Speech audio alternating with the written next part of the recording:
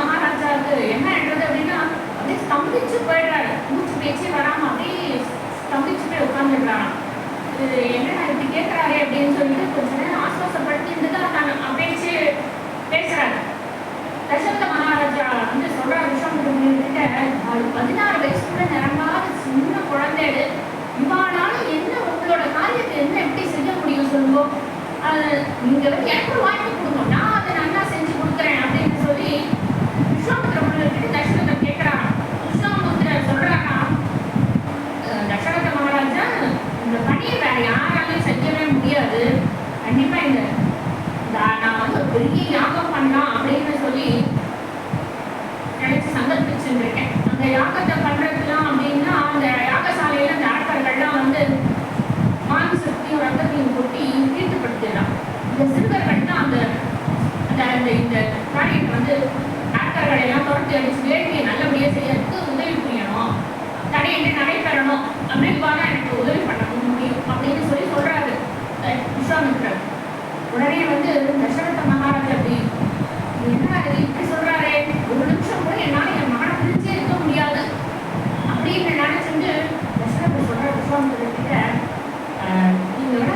எல்லா படையும் கொடுத்து அனுப்புறேன், கூட நானுமே வரேன், நான் எல்லாமே நான் அந்த லேட்டர் விரட்டி அடிச்சு நான் எல்லா உதவியும் பண்றேன் அப்படின்னு இந்த ராமனை மட்டும் அனுப்ப முடியாது அப்படின்னு ரொம்ப டென்ஷனா. உடனே உதவி என்ன எல்லாம் விஸ்வாமித்திர முனிவருக்கு கொஞ்சம் கோபம் வந்துருக்கான். சொல்றாரு விஸ்வாமித்திர முனிவர், முனிவர்னா உன்னால் கண்டிப்பா இந்த வேலையை செய்யவே முடியாது, எல்லாத்தையும் அறிஞ்ச சக்தி எனக்கு இருக்கு, வல்லமை இருக்கு, தவ வலிமை இருக்கு, அப்பேற்பட்ட என்னாலேயே இதை செய்ய முடியாது. அந்த மாதிரி ஒரு காரியம் என் சக்திக்கு அப்பாற்பட்ட காரியம் இருந்தது. அது உனக்கு புரியலையா? அதனாலதான் நான் உன்கிட்ட கேட்டு வந்திருக்கேன். உன்னால இதை செய்ய பண்ணி அனுப்ப முடியுமா முடியாதா? இல்லைன்னா சொல்லு, நான் கிளம்புறேன் அப்படின்னு சொல்லி கோச்சுட்டு ஒரு கிளம்ப பார்க்கறான். சரி, இந்த மாதிரி ஒரு சூழ்நிலை மோசமாகுது அப்படின்னு தசரதன் மகாராஜ் பயந்து அவரோட குழுவான வசிஷ்டரை கூப்பிடுறாரு. வசிஷ்டரும் அவங்க சபைக்கு வந்துடுறாரு. சபைக்கு வந்தோடனே வசிஷ்டர் சொல்றாரு, தசரதன் தனியா கூப்பிட்டு சொல்றாரு, அறிவுரை சொல்றாரு, விஸ்வாமித்திரர் சாதாரணமானவர் கிடையாது. அவர் சொல்றாரு, இந்த மாதிரி அவர் சகல சாஸ்திரம் என்ன தெரிஞ்சவர், ராமரை அவர் கூட நீ அனுப்பினா பல ரகசிய விதைகள்லாம் உனக்கு ராமருக்கு கிடைக்கும். அதனால தந்தையோட பாசம் கண்ணை மறைக்கிறது, அதனால உனக்கு உண்மை என்னன்னு தெரியல. உன் பிள்ளைகளுக்குலாம் ஒரு கஷ்டம் தீங்கு எதுவுமே நேராது. ராம சாதாரண மனுஷன் கிடையாது, அவன் பரம்பு. அதுவும் இல்லாம அவனுக்கு இந்த பாதுகாப்புகளை எந்த பழிவும் ஏற்படாது. நேரம் பார்த்த அப்படின்னா நீ கொடுத்த வாக்கை காப்பாற்றுறதுதான் ஒரு ராஜாவான உனக்கு ஒரு கடமை, அதுதான் ஒரு அழகு. அதனால நீண்ட நேரம் அவருக்கு வசிஷ்டர் தசரதற்கு அறிவுரை சொல்றாரு. ராமலட்சுமணர்களை உடனே வர சொல்லு அப்படின்னு வசிஷ்டர் சொல்லிடுறாரு. ராமலட்சுமணர்கள் சபைக்கு சபைக்கு வசிஷ்டர் அவளோட தந்தை தசரத மகாராஜா விஸ்வாமித்திர முனிவர்கள் எல்லாம் வணங்கி காடு திருவடியை விழுந்து வணங்கிட்டு ராமலட்சுமணர்களை பார்த்து விஸ்வாமித்திரர் கேட்கிறாரா, என்னோட வருகிறீர்களா அப்படின்னு கேட்கிறாரா. கேட்டுட்டு ரொம்ப மகிழ்ச்சி அடைகிறாரா ராமலட்சுமணா. அப்புறம் விஸ்வாமித்திரர் மகிழ்ச்சி அடைஞ்சு அவ செல்றதுக்கு உடன்பட்டுடுறான். உடன்பட்ட உடனே அவளோட ராமர் என்ன பண்றாரா, அவரோட தந்தையோட முகத்தை பார்க்கறாராம். அவரோட முகத்தை பார்த்தா ஒரு வருத்தம் தெரியும் அவரோட முகத்துல, என்ன வருத்தப்படுறாரே அப்படின்னு சொல்லிட்டு அவர் அப்பா கிட்ட போறாராம். போயிட்டு இந்த மாதிரி ராமர் சொல்றாராம் அப்பா கிட்ட, தொண்டு செய்யறதுதான் தொண்டு செய்யறது காட்டி மேலான ஏதாவது வழி இருக்கா சொல்லுவோம். எதுக்கு நீங்க அவ போக வேண்டாம் அப்படின்னு நீங்க தடுக்கிறேன். இந்த சரீரத்தால நம்மளால என்ன செய்ய முடியும், அடுத்த வாழ்க்கை தொண்டு செய்ய முடியும். இதை விட பெரிய பலன் என்ன இருக்கு? பெரிய சுவாமி என்ன சொல்றாரு, service to mankind, service to God அப்படின்னு நம்ம சர்வீஸ் பண்றோம் சுவாமி நம்மளோட அதை அப்படின்னு தசரதற்கு அவ பிள்ளை சொல்றாங்க. அப்புறம் லக்ஷ்மணரும் அவன் அப்பா கிட்ட சொல்றான், நாங்க பெண் பிள்ளைகள்லாம் கிடையாது, எல்லாரையும் காப்பாத்துறது எங்களோட பொறுப்பு. நீங்க இப்படி உறுதி இல்லாததை பார்த்தீங்கன்னா உலகமே என்ன பண்ணும், நான் நினைக்கும் இப்படி உறுதி இல்லாம இருக்கேன், அதனால அன்போட எங்களை வாழ்க்கை அனுப்புங்களேன் அப்படின்னு லக்ஷ்மணர் அவ அப்பா கிட்ட சொல்றான். கௌசல்யா தேவி கூட சொல்றான், மன்னர் அவளோட மைந்தர் குழந்தையில இப்படி கொண்டு போய் இவாளை ஒரு பற்றை பரிசோதிக்கிறதுக்கு தான் இப்படி வந்திருக்காரோ விஸ்வாமித்திர முனிவர் கேட்கிறாரோ அப்படின்னு சொல்லிட்டு, ஏன்னா விஸ்வாமித்திர முனிவரால முடியாதுதா இந்த குழந்தைய பண்ண போறது, அன்பை பரிசோதிக்கிறதுக்கு தான் விஸ்வாமித்திர முனிவர் வந்திருக்காரு தோணுது அப்படின்னு கௌசல்யா சொன்னார். இதெல்லாம் உன்னிப்பா கேட்டு தசரதர் என்ன பண்றாரு, ஓ சரி அப்படின்னு கொஞ்சம் தெளிவடைஞ்சு விஸ்வாமித்திர முனிவரோட ராமலட்சுமணர்களை அனுப்புறதுக்கு ஒத்துன்னு சம்மதிக்கிறாரு. அப்புறம் விஸ்வாமித்திரர் முனிவரோட ராமலட்சுமணர்கள்லாம் கிளம்புறான். அயோத்தியை விட்டு வெளியேறி சரையு நதிக்கு வந்துடுறான். விஸ்வாமித்திரர் ராமலட்சுமணர்கள் அவரோட தந்தை மாதிரி அன்பு காமிச்சு அவளுக்கு 2 ரகசியமான மந்திரங்களை உபதேசிக்கிறார். பலா அதிபலா அப்படிங்கிற மந்திரம். அந்த சக்தியை பத்தி விஸ்வாமித்திர முனிவர் சொல்றாங்க ராமலட்சுமணருக்கு, இந்த தளர்ச்சியுடைய போது சரி சோர்வை நீக்கி மூக்கத்தை அழிக்குமா அந்த மந்திரம். கடினமா உழைச்சா சோர்வே வரவே வராதாம், சோர்வை காண முடியாமா, நோய் அணுகாமல் காக்குமா இந்த மந்திரம். அசுர சக்திகள்லாம் கிட்டக்கவே வராது. அதாவது அது போக பயணம் செய்யும் போது இந்த மந்திரத்தை அப்படியே நீங்க நினைவு புகழ்ந்தாலே நினைச்சுட்டாலே போதுமாமா, பசியும் தாமம் ஏற்படாது அப்படின்னு சொல்றாரு. ஆரோக்கியம் சந்தோஷத்தையும் புத்துணர்ச்சியும் தரும் அப்படின்னு சொல்லி விஸ்வாமித்திர முனிவர் தசரத பிள்ளையான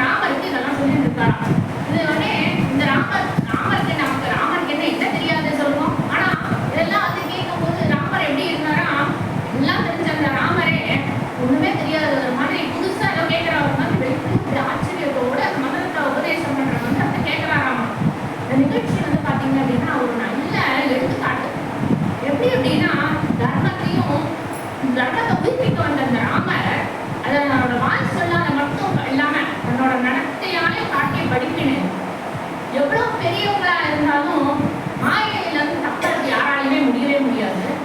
பெயரிலிருந்து புகழிலிருந்து எவன் ஒருவன் விலகிறானோ இந்த உடல் உணர்ச்சி விழிப்பு நிலையிலிருந்து விடுபட்டு ஆத்ம ஞானத்திலேயே அவன் மூட்டி நிற்கிறானோ அவனதான் வந்து மாய சுமந்த இந்த தவறான எண்ணங்கள் தப்ப முடியும். இந்த இடத்துல சுவாமி அதை வந்து தெளிவுபடுத்துறாரு.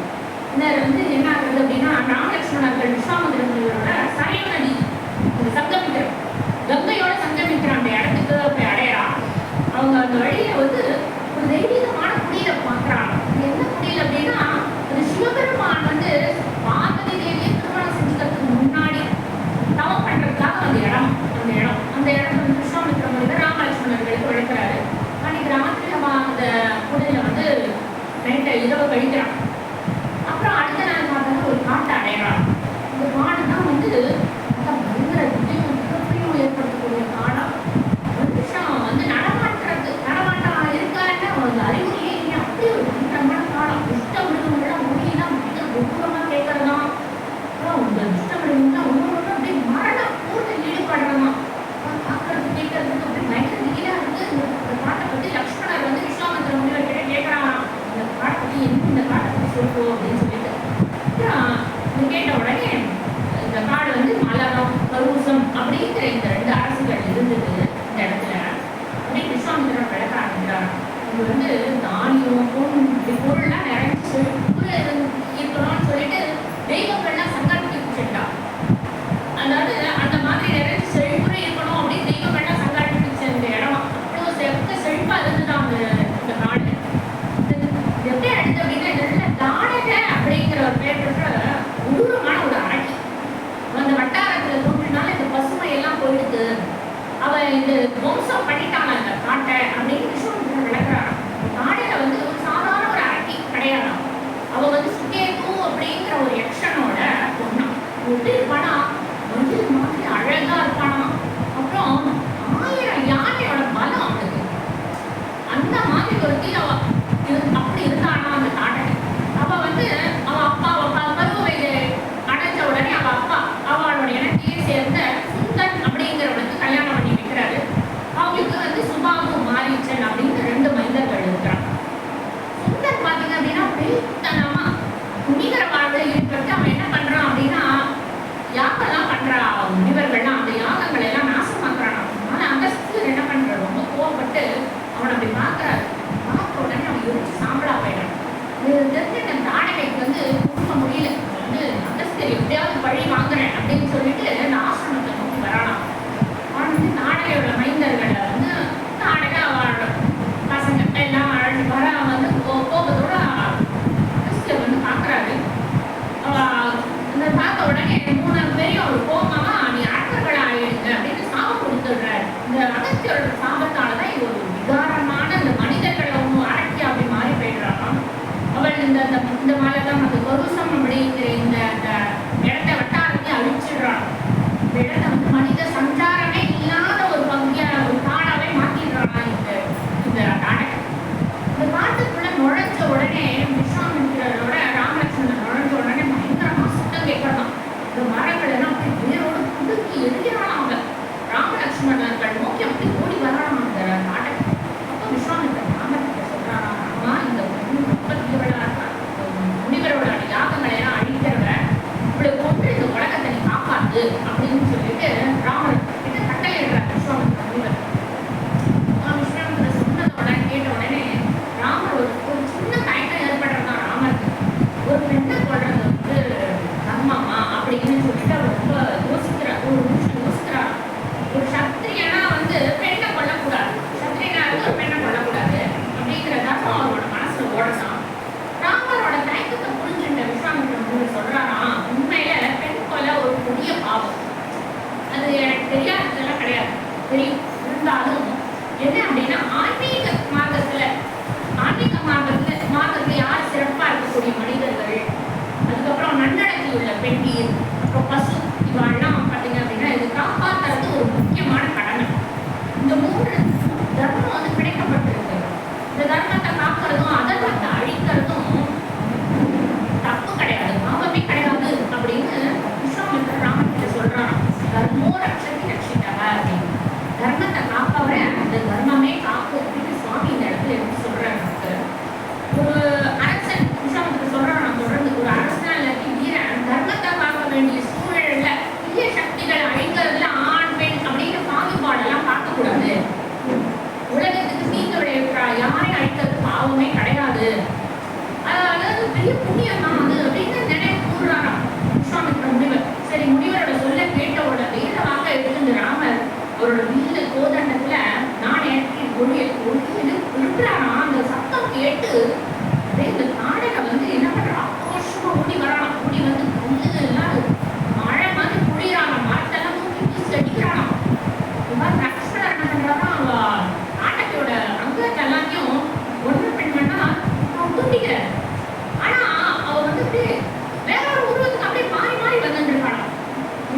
இப்படி மாயாச்சாரம் பயங்கரமா பண்றானா. இறுதியா அவன் என்ன பண்றானா, ஒரு மாயம் பண்றதுக்காக அப்படியே மேல இருக்கும்போது விஸ்வாமித்திரர் வந்து சொன்னாங்க ஆணையப்படி ராமர் என்ன பண்றாரு, ஒரு வில்ல அம்பு எடுத்து செலுத்துறாரு. அந்த அம்பு தாடையோட மார்பை தொலைச்சு அவ வந்து மலை போல சரிஞ்சு எப்படி விழுந்து பண்றான். தாடகை இறந்த உடனே எனக்கு மனமே பார்த்தீங்க அப்படின்னா சாப விமோச்சனம் ஒளிவு ஏற்பட்டு இருக்கான். தேவர்கள் வந்து ராமர் மீது அப்படியே மலர் கூறாடாம்.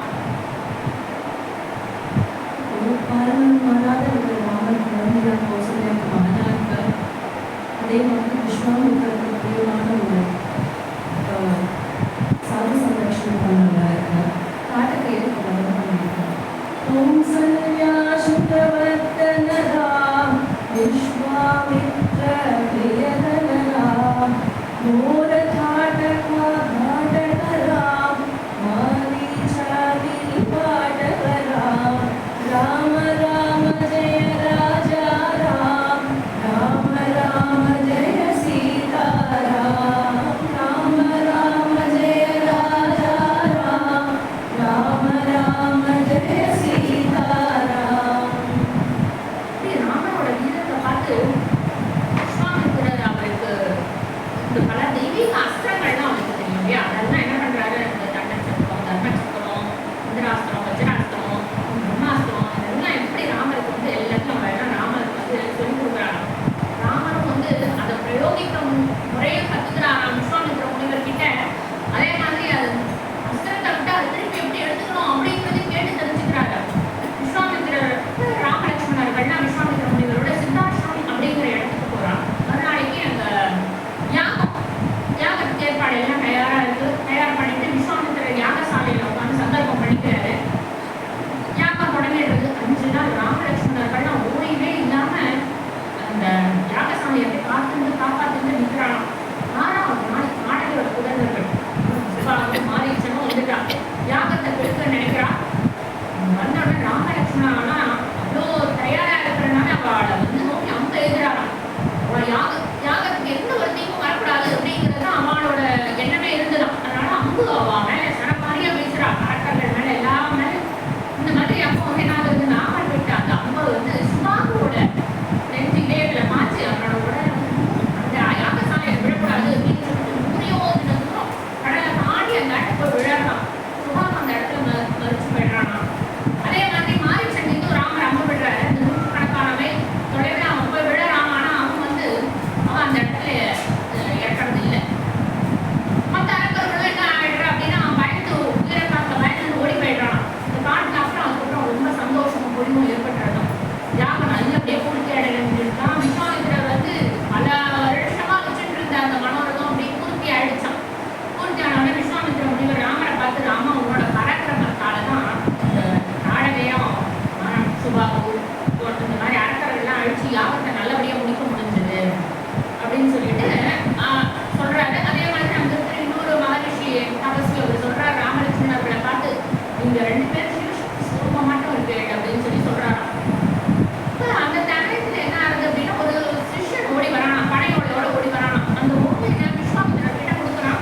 கொடுத்தோடனே அந்த ஓலையில என்ன எழுதி இருக்கு அப்படின்னு விஸ்வாமித்திரர் பார்க்கறாரு. அதுல என்ன எழுதி இருக்கு அப்படின்னா, அரசர் ஜனகர் வந்து ஒரு யஜ்ஞம் பண்ண போறதாகவும் அதுக்கு விஸ்வாமித்திரர் அவரோட சீடர்களும் வரணும் அப்படின்னு சொல்லி வந்து ஆசீர்வாதம் பண்ணணும் அப்படின்னு சொல்லி எழுதி அந்த மாதிரி எழுதி விடுக்கப்பட்டிருக்க அந்த ஓலை.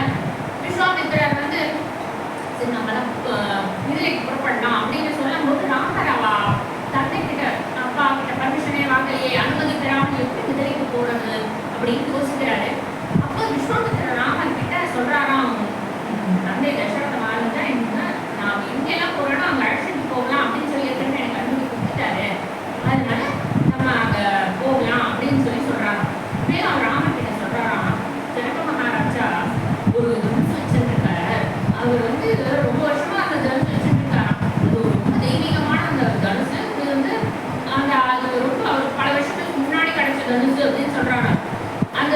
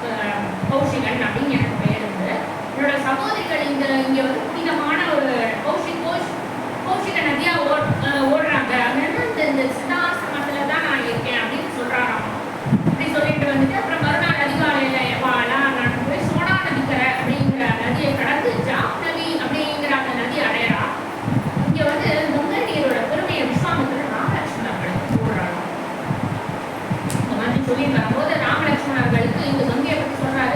கங்கை ஒரு தெய்வீகமான ஒரு நதியாம். கங்கா தேவி சிவபெருமானோட சிரசில குடியிருக்கா அப்படின்னு விஸ்வாமித்திரர் ராமலட்சுமணர் சொல்லிட்டு வராங்க.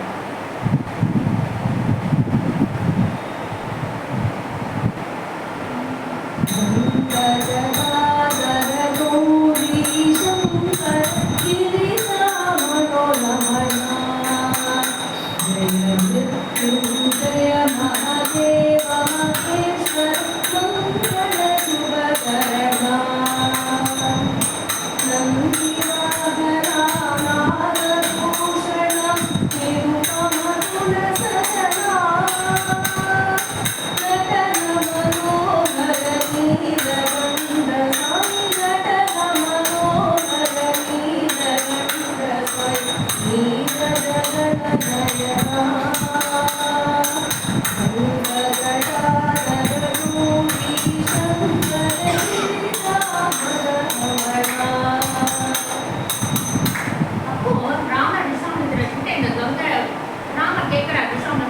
இந்த கங்கையை முன்னோர்கள் பூலோகத்துக்கு எப்படி கொண்டு வந்தார்கள் அப்படின்னு கேட்கிறாராம். விஸ்வாமித்திரர் சொல்றாங்க, நம்மளுடைய காலத்துல வந்து அயோத்திக்குரிய சக்கரர் அப்படிங்கிற மன்னர் ஆண்டு வராரு. அவருக்கு 2 மனைவிகள், கேசினி, சுமதி அப்படிங்கிற. பல வருஷத்துக்கு அவளுக்கு குழந்தைகளே பாக்கியமே இல்லை. நிறைய வருஷத்துக்கு அப்புறம் கேசினிக்கு ஒரு மகனும் சுமதிக்கு நிறைய குழந்தைகளும் பிறக்கிறாங்க. கேசினியோட மகன் வந்து அசமஞ்சன் முடியலாம் இருக்கும்போதே பல குழந்தைகளை எல்லாம் எடுத்து நதியில மூழ்கடிச்சு அவளை வந்து கொலை செஞ்சாங்க. அப்புறம் பெரிய நாயை அவன் திருந்தவே கிடையாது. அதனால பார்த்தா சக்கரை வந்து அசமஞ்சன நாட்டை விட்டே வந்து துரத்திடுறாரு. ஆனா அசமஞ்சனோட பிள்ளை அம்சுமான்னு பேரான அவன் ரொம்ப நல்லவனாவும் பராக்கிரமசாலியாகவும் இருக்கானாமா. எல்லாருக்கும் அவனை ரொம்ப பிடிக்குமா, ரொம்ப குடும்பத்தக்கவனா இருக்கானா. அவங்க காலத்துல சக்கரை என்ன பண்றேன்னா அஸ்வமேத யாகம் பண்ணலாம் அப்படின்னு தொடங்குறாரு. அஸ்வமேத யாகம் பண்ணும்போது அவர் பூஜைக்கு தயாரா வச்சுருந்த அந்த குதிரை என்ன ஆயிடுறது, காணாம போயிடுறோம். உடனே அரசர் என்ன பண்றாரு, தன்னுடைய நிறைய கணக்கட்ட அந்த புத்திரர்கள் எல்லாத்தையும் அனுப்பி குதிரையை தேட அனுப்புறாங்க. அவளும் மலை, குன்று, காடு, நகரம் எல்லா இடத்துலையும் விடாம எல்லா இடத்துலையும் தேடுறான். தேடினா கடைசியில் குதிரையை ஒரு இடத்துல வந்து பார்க்கறான். எங்க இருக்கு அப்படின்னு பார்த்தேன் அப்படின்னா கபில முனிவர் வந்து தியானம் பண்ணிட்டு இருக்காராம். தியானத்துல இருக்காங்க, குதிரை நின்று இருக்கான். புத்திரர்கள் என்ன நினைச்சுன்றா அப்படின்னா இந்த முனிவர் தான் அந்த குதிரையை திருடி வந்துட்டாரு போல இருக்கு அப்படின்னு நினைச்சுட்டு அவர் கண்ணை சுற்றி அடிக்கிறதுக்கு தயாராயிட்டாங்க, கிளம்பிட்டாலாம். அப்போ இந்த முனிவர் வந்து பார்த்தா அவரோட கண் திருஷ்டியில இந்த கரையாண்ட புத்திரர்கள் அனைவரும் என்ன ஆயிட்டா அப்படின்னு சாம்பலா போயிடுறாங்க. புத்திரர்கள் திருப்பியே வரவே இல்லையே அப்படின்னு சொல்லிட்டு கவலைப்பட்டு அந்த சக்கரர் என்ன பண்றாரு, தன்னுடைய பேரன் அம்சுமான அனுப்புறாரு. அவன் வந்து தேடி வரான். தேடி வந்து அம்சுமான் கபில முனிவரோட சாபத்தால அவரோட சிறிய தந்தைகள் எல்லாம் வந்து தெரிஞ்சு சாம்பலா போறத பார்க்கறான். ஆனா அது யார்கிட்டயும் அவன் சொல்லல. யாகத்தை வந்து குதிரை தேடி கூட்டிட்டு போயிட்டு யாகத்தை நல்லபடியா அவன் முடிச்சிடுறான். முடிச்சுட்டு மறுபடியும் அவன் என்ன பண்றான், திருப்பி கபில முனிவர் கிட்ட வரான். கபில முனிவர் கிட்ட வந்து இந்த மாதிரி இவாளோட சாம்பல் எல்லாம் நான் எப்படி கிடைக்கிறது அப்படின்னு சொல்லி கேட்கறாங்க.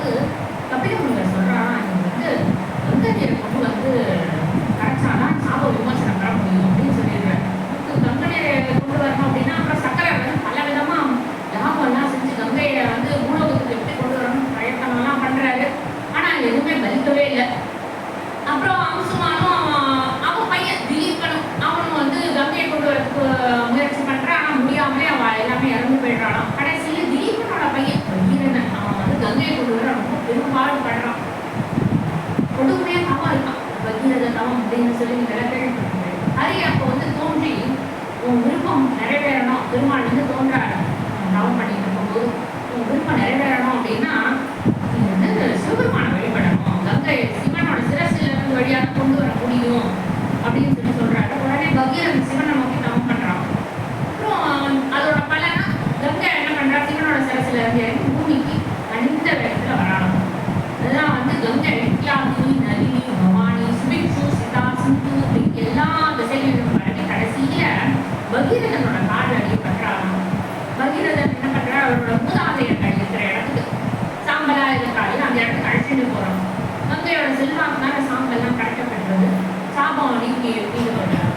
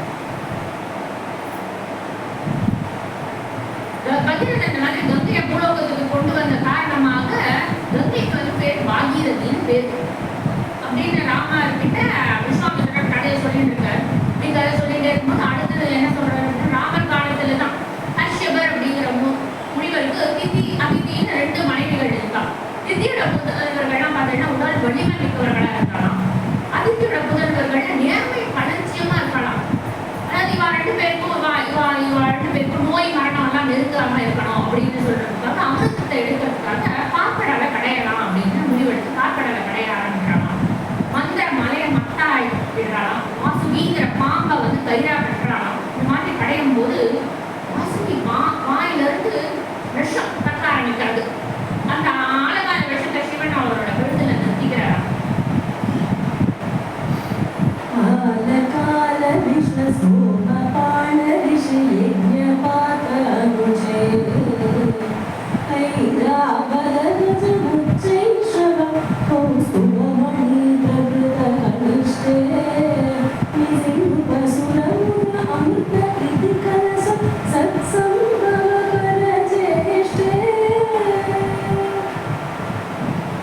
மாதிரி இது பண்ற அப்ப மறுபடியும் மந்திரமாட வந்து கடல்ல வந்து மூழ்க ஆரம்பிக்கிறது. மந்திரம் அப்போ விஷ்ணு என்ன பண்றாரு அப்படின்னா ஆம உடலை எடுத்து மலையை தாங்கி பிடிக்கிறார். இதுதான் நம்ம கூர்மாவதாரம் அப்படின்னு சொல்லி விஷ்ணுவை வந்து சொல்றோம். அவதாரம் எடுத்ததுல கூர்மாவதாரம் அவங்க எடுக்கிறார். முதல்ல பாற்கடல்ல இருந்து தன்வந்திரி தோன்றார். ருசியான ஒரு ரசம் கடல்ல இருந்து பந்து போல மேல எழுந்து வருது. அதுல இருந்து 2 அப்சர ஸ்திரீகள் வரா, கன்னிகைகள் வரா. அப்புறம் வாக்மி அப்படிங்கிறவ வரா. அவ வந்து மது நிறைந்த கிண்ணத்தோட அவ வராளாம். மது கிண்ணத்தை வந்து என்ன பண்றா அப்படின்னா திதியோட மைந்தர்கள் எல்லாம் அதை வந்து வாங்கி அவ வந்து அதை விடாது குடிச்சுட்டே இருக்காளாம். அதனாலதான் அவ அசுரர் அப்படின்னு அழைக்கப்படுறான். அதிதியோட மைந்தர்கள் அந்த பானத்தை வந்து வாங்கி அதுக்குமே கிடையாது. கடைசியில அப்புறம் அதுக்கப்புறம் என்ன ஆகுதுன்னா பாற்கடல்ல இருந்து அமிர்தம் மேலே எழும்பி வருது. அதிதியும் திதியோட அந்த புத்திரர்கள்லாம் அதை வந்து அது தனக்கு வேணும் அப்படின்னு வாங்கிக்கிறோம் அப்படின்னு பெற்றுக்கொள்ளணும்னு 2 பேரும் சண்டை போடுறான். அப்ப திருமால் ஒரு அழகான மங்கையா வந்து தோன்றி அப்படியே அதான் மோகினி அவதாரம் எடுக்கிறார். மோகினி அவதாரம் எடுத்து அமிர்தத்தை தேவர்களுக்கு மட்டும் கிடைக்கிறபடி செய்யறாரு. அமிர்த கலசம் அப்படியே அப்புறம் மறைச்சு போயிடுது. அசுரர்கள்லாம் அதுக்கப்புறம் என்ன ஆயிடுறா அப்படின்னா மரணம் அடைஞ்சிடுறா.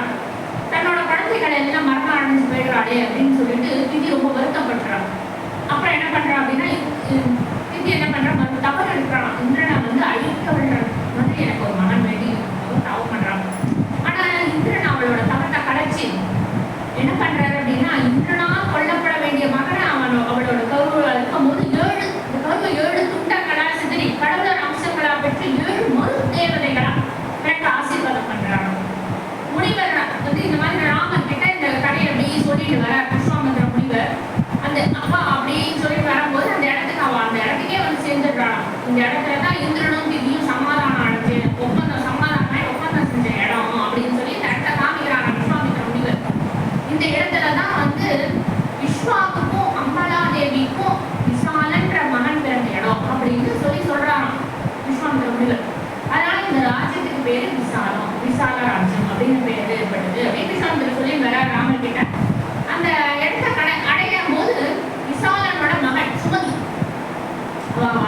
அவளை வரவேற்கிறான். அப்புறம் வந்து விஸ்வாமித்திர முனிவர் சொல்றாங்க ரொம்ப புனிதமான இடம். ஏன் அப்படின்னா இங்கதான் கௌதம முனிவரோட ஆசிரமம் இருக்கு அப்படின்னு சொல்லி விஸ்வாமித்திர முனிவர் சொல்றாங்க. கௌதம முனிவரோட மனைவி அகல்யை அவ வந்து ரொம்ப அழகானவள். ஒரு முறை கௌதமர் வந்து வெளியே இருக்கும் போது என்ன ஆகுது அப்படின்னா இந்திரன் கௌதமர் மாதிரி வேஷம் போட்டு வந்து அகல்யை கிட்ட வரான். அகல்யை என்ன நினைச்சுன்றா இந்திரனை வந்து கணவன் என்று நினைச்சு பக்தியோட அவளை உபசரிக்கிறான். அப்போ அந்த நேரத்துல கௌதம முனிவர் வந்துடுறாரு. வந்துட்டு அந்த அகல்யை வந்து சாபம் சமைச்சிடுறாரு. அகல்யை வந்து கல் போல் மூளை கடை அப்படின்னு சாபம் விட்டுறாரு. அது கல் போல் அப்படின்னா கல் மாதிரி கிடையாது. கல்லாக போகிறதுங்கிறது வந்து அந்த அர்த்தம் கிடையாது. கல் மாதிரி உணர்ச்சி இல்லாம இருப்பது அப்படிங்கிற இங்க இருந்து இந்த அர்த்தத்துல இந்த மூளையில அப்படி கிடைக்கிற உணர்ச்சியே இல்லாம கிடைக்கிறான். அப்புறம் கௌதம முனிவர் வந்து அன்னைக்கிட்ட அதிகம் சொல்றாங்க ராமபிரானோட பாதத்துக்கு பட்ட உடனே அதுக்கு சாபத்துக்கு வந்து விமோசனம் கிடைச்சிடுறோம் அப்படின்னு சொல்றாராம். இப்போ ராமரோட அந்த பக்கம் வரும்போது ராமரோட பாதம் கூடி பட்ட உடனே அகலில வந்து அந்த சாபத்துல இருந்து விமோசனம் அடைஞ்சிடுறாராம். சாப விமோசனம் கிடைச்ச உடனே அந்த இடத்துக்கு கரெக்டா அந்த நேரத்துல கௌதம முனிவரும் அந்த இடத்துக்கு வந்து சேர்ந்துடுறாரு. அதுக்கப்புறம் அவ 2 பேர் சேர்ந்துடுறான். அப்புறம்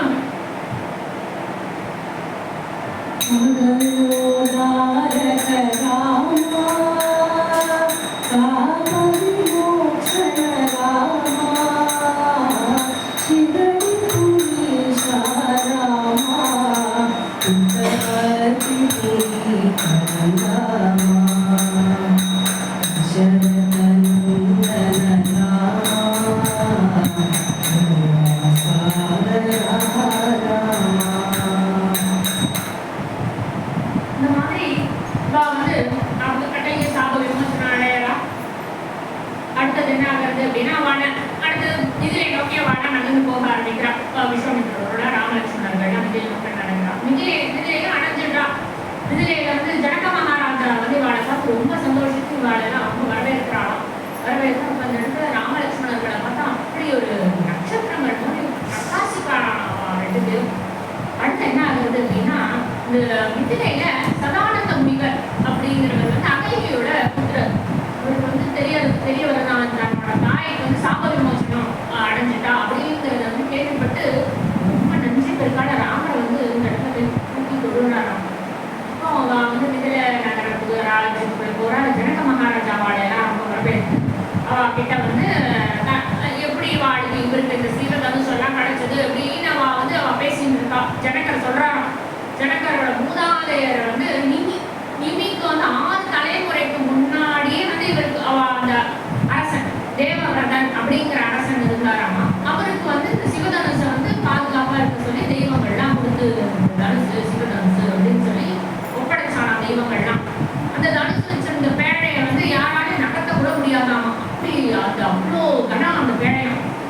அப்போ ஜனகர் அப்புறம் மேலே சொல்றாராமா, இந்த மாதிரி ஒரு நாளைக்கு வந்து நான் வந்து யாகம் ஏற்றுறதுக்கோசரம் வந்து நான் மண்ணை தோன்றானேன். அப்போ அந்த மாதிரி தோண்டிட்டு இருக்கும்போது ஒரு பாத்திரம் எனக்கு கிடைச்சிது. அந்த பாத்திரத்துல ஒரு பெண் குழந்தை வந்தது அப்படின்னு சொல்லி பார்த்தேன். நான் பெண் குழந்தைய பார்த்தேன். அந்த பாத்திரம் வந்து முழுப்பட சாலையில இருந்து எனக்கு கிடைச்சதுனால அவளுக்கு சீதான்னு பேரிட்டேன் அப்படின்னு சொல்றாரு. அவள் சின்னவளா இருக்கும் போதே அவளுடைய விளையாட்டு பொம்மை என்னாச்சா, ஒரு நாளைக்கு விளையாடிட்டு இருக்கும்போது அந்த பொம்மை வந்து இந்த பேழைக்கு அடியில அந்த பெட்டிக்கு அடியில போய் விழுந்துருக்கு போல இருக்கு. அந்த பெட்டியை வந்து 1000 வீரர்கள் இருந்தா கூட அந்த பெட்டி நகர்த்த கூட முடியாதான். ஆனா சீத்தை என்ன பண்றானா, அந்த பெட்டியை ஒரு கைனால ஒரு தள்ளுறானா. அப்படியே தள்ளிட்டு அந்த பெட்டி அடியில இருக்கிற பொம்மை எடுத்து அப்படியே அலட்சமா எடுத்துட்டான் அந்த பொம்மை. இன்னையில இருந்து அவர் ஆச்சரியப்பட்டுட்டாரா ஜனங்கள். யார் அந்த வில்லை எடுக்கிறாளோ அந்த மகா வீரனுக்கு தான் சீதையை காணாமட்டேன் அப்படின்னு சொல்லி நான் சொல்லிட்டேன். என்ன ஆகுதுன்னா சொன்னா அப்புறம் அந்த எல்லா வீரர்களும் 1000 வீரர்கள் சங்கிலி கொண்டு அந்த பெட்டியை இழுத்துன்னு வரான். சபைக்கு கொண்டு வந்து வைக்கிறான். சபைக்கு வந்து அந்த பெட்டியை வைக்கிறான். ராமர் விஸ்வாமித்திரரை வணங்கி அந்த பெட்டி கிட்ட ராமரை வந்து போறார். அவருக்கு அப்படியே இடது தரனால அந்த பெட்டி அப்படியே ஈஸியா திறந்துடுறான். மூடி அப்படியே திறந்துடுறான். திறந்து கொஞ்சம் சிரமம் இல்லாம கவலை இல்லாம அந்த வலது கையால அந்த தனுசை அப்படியே எடுக்கிறானா. எடுத்து சபையில அப்படியே ஆச்சரியமா பார்க்கறானா. ஏன்னா அந்த அரசுக்க கூட முடியாதா அந்த தனுசு, அவ்வளோ கணம் அந்த தனுசு. அப்போ என்ன பண்றாரு ராமர், அந்த தனுசு அப்படியே நான் ஏற்றி அம்பா வந்து கொடுக்குற அம்பு விட்டாரோ இல்லையோ அப்படியே அந்த தனுசு பயந்துக்கிற அளவுக்கு பெரிய முழக்கத்தோடு அதை அப்படியே முடிச்சு போயிடலாம். அதான் அந்த சபையில் இருக்கிறவாள்லாம் பயங்கர வீதியில ஆழ்த்து போயிடறான். பயங்கர அவ்வளோ ஒரு சத்தம் ஏற்படுறதான். உடனே ஜனகர் எழுந்து விஸ்வாமித்திர நாளை போய் விழுந்து உண்மையே இந்த உலகத்துல இந்த ராமரை மாதிரி சக்தி வாய்ந்த ஒரு பலசாலி யாருமே கிடையாது. ஆனா எனக்கு கொண்டு ராமருக்கே நான் வந்து மனசு செஞ்சு முடிக்கிறேன் அப்படின்னு சொல்லி அவர் உரைக்கிறாங்க. உடனே விஸ்வாமித்திரர் வந்து சொல்றாரு ஜனகர் கிட்ட, நீ இந்த செய்தியை உடனே தசரத சக்கரவர்த்திக்கு தெரிவிச்சிருப்பா அப்படின்னு சொல்றாரு. தசரத சக்கரவர்த்திக்கு உடனே விஷயம் தெரிவிக்கப்படுறது.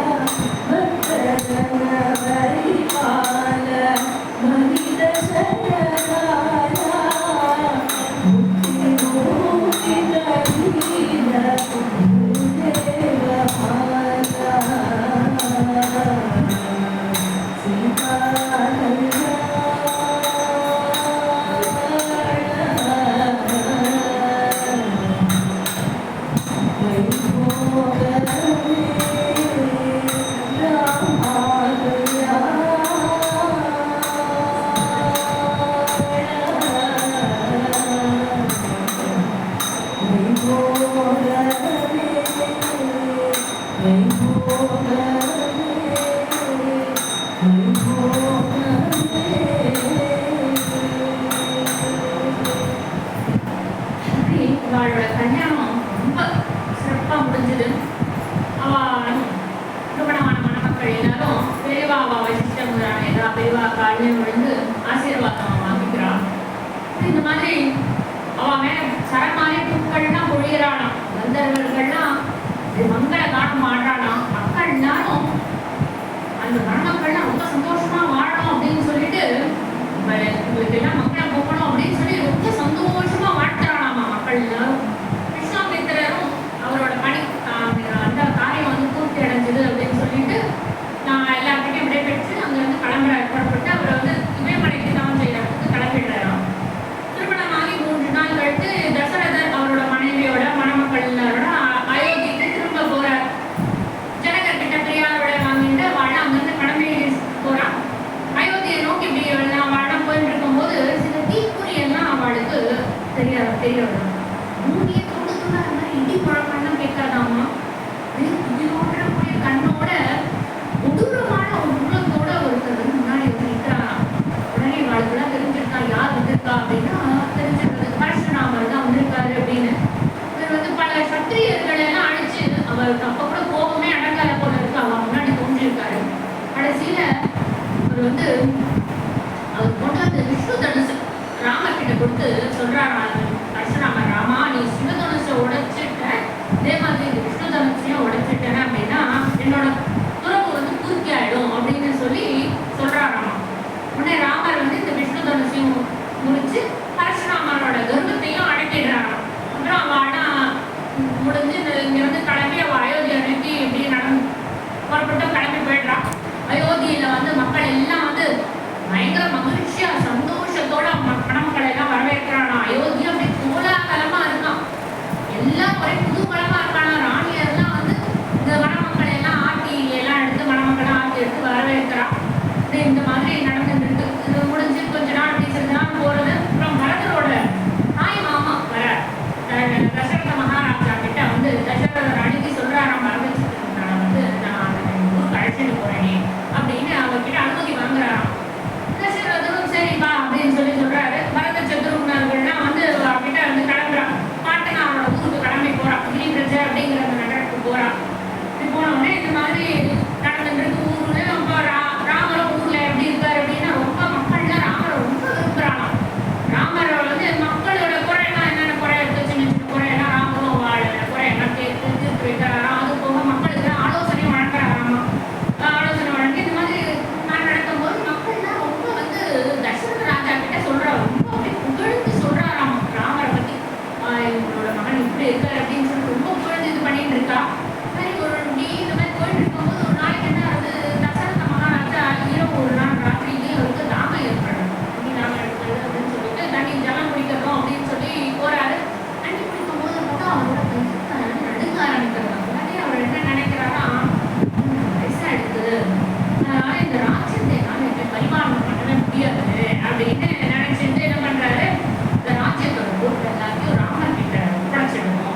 நினைச்சிட்டு இருக்காரு. நினைச்சிட்டு மறுநாள் என்ன பண்றாரு அப்படின்னா காலையிலே தசரதர் அடுத்த நாள் உடனே அடுத்த நாள் அந்த வசிஷ்டர் அழைச்சிடுறாரு. அழைச்சு அவரோட காலை விழுந்துடுறாரு. விழுந்து இந்த மாதிரி ராஜ்யத்தை நான் வந்து ராமர்கிட்ட ஒப்படைச்சிடலான்னு இருக்கேன்.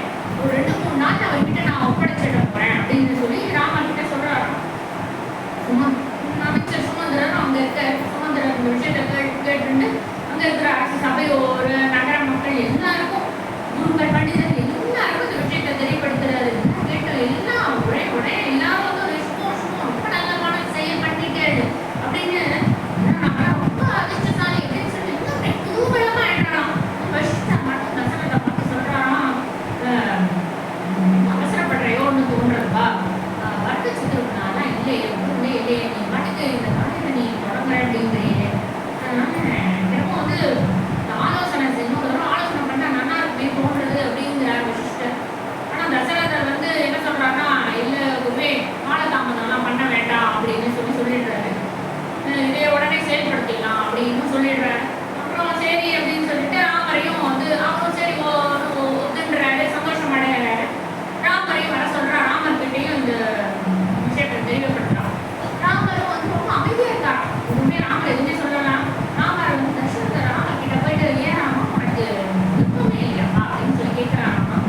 கேட்ட உடனே அதுக்கு ராமர் வந்து இவ்வளவு சீக்கிரம் ஏற்பாடு செய்யறேன்ப்பா, அருமை சகோதரர்கள்லாம் வந்து இல்லவே இல்லை, அவளால வர முடியாது, ரொம்ப அவள் எவ்வளவு பிரியமா இருக்கா, அவ இல்லாம எப்படி இதை பண்ண முடியும், அதுவும் இல்லாம என்னோட மாமனார் வாழாம வர இயலாது, மற்ற பிரதேசத்து ராஜாக்கள் எல்லாரும் பட்டாபிஷேகம் பண்ணா எல்லாரும் வரணும் அப்படின்னா எல்லாம் 2-3 நாள்ல அப்படின்னா எப்படி எல்லாராலையும் வர முடியும், அது வந்து எனக்கு அது உடனே இப்போ பட்டாபிஷேகம் செய்யணுமாப்பா அப்படிங்கிற மாதிரி எனக்கு யோசனை அப்படிங்கிறார். ஆனா அப்ப கூட அவர் வந்து தந்தை சொல்லிக்க மந்திரம் இல்லைங்கிற மாதிரி அவர் வந்து மறுத்து சொல்லலை. அவர் அப்படி அதையும் அமைதியாக தான் தெரியப்படுத்துறாராம். ஆனா தந்தை சொல்லிட்டாரே அப்படிங்கிறதுனால அவர் பேசாம ஏத்துன்றாரு. ஏத்துந்து சீத்தையும் வர சொல்றா. சீத்தையான சொல்லி அனுப்பும்போது சீத்தையும் ராமரும் சேர்ந்து அவளோட தாயார் கௌசல்யா தேவி கிட்ட போய் இந்த விஷயத்த சொல்றா. அதை கௌசல்யா தேவிக்கு ரொம்ப சந்தோஷம் அடைகிறாளாம், ஆசீர்வாதம் பண்றாளாம் குழந்தையில. அதுக்கப்புறம் வந்து அங்கேயே லக்ஷ்மணனும் அவளோட தாயார் சுமிதிரையும் இருக்காளா. சுமிதிரையும் ரொம்ப சந்தோஷம்ப்பா அப்படின்னு சொல்றாரு. இந்த மாதிரி அப்படி சொல்லும் போது லக்ஷ்மணர் கிட்ட ராமர் வந்து லக்ஷ்மணர் பார்த்து சொல்றாரா, லக்ஷ்மணா நீ என்னோட 2வது மூச்சுப்பா, அதனால வந்து நீ வந்து கண்டிப்பா என்னோட ஆற்றலோட பொறுப்பு, என்னோட இந்த ராஜ்யத்தை ஆற்ற பொறுப்புல பாதி உன்னோடதும் அப்படின்னு சொல்றாரா ராமர். இப்படி சொன்ன உடனே ராமர் வந்து எல்லாருக்கும் அவன் மகிழ்ச்சி அடையறான். சரி அன்னைக்கு வந்து அவன் அடுத்த நாள் பட்டாபிஷேகம் அப்படின்னா அடுத்த நாள் அவ வந்து இரவு உபவாசம் இருந்து நான் அப்படியே என்ன பண்ணணும், தர்மபுரி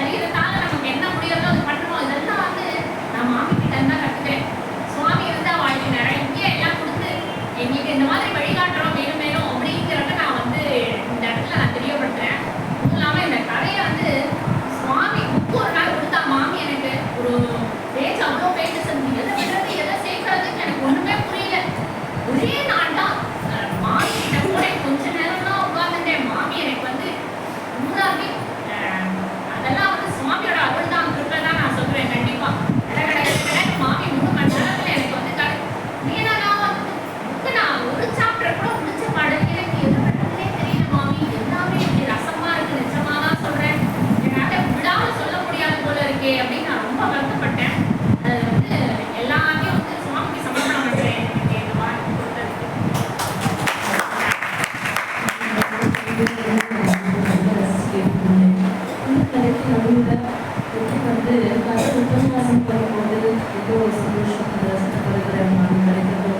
சம்பந்தப்பட்ட பாடல்கள், ரசனைகள், தீர்ப்புரைகள் பாடுறதுக்கு ஒரு வாய்ப்பு கிடைச்சது. நிறைய சங்கீத கம்போசர் ஸ்ரீ தியாகராஜன் ராமாயணம் ஃபுல்லாக கீர்த்தனை பண்ணியிருக்காங்க. அவளோட கீர்த்தனைகள் நேர்த்தியாக ஒரு பாடல் ராமா கோதண்ட ராமா ராமா கல்யாண ராமா ராமா கோதண்ட ராமா ராமா கல்யாண ராமா ராமா சமேத ராமா ராமா பட்டாபி ராமா ராமா சமேத ராமா ராமா பட்டாபி ராமா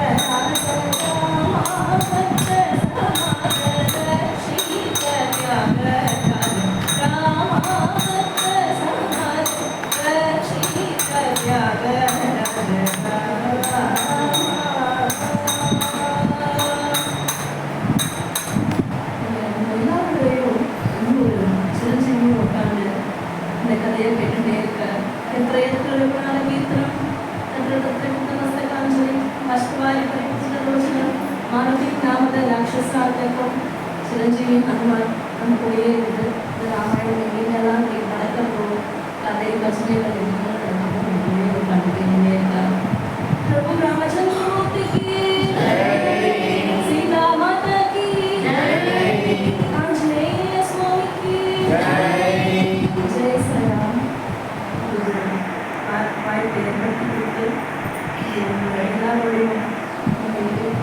எல்லாரும் சொல்லுவாங்க ராமர் கதை கேட்கணும்னா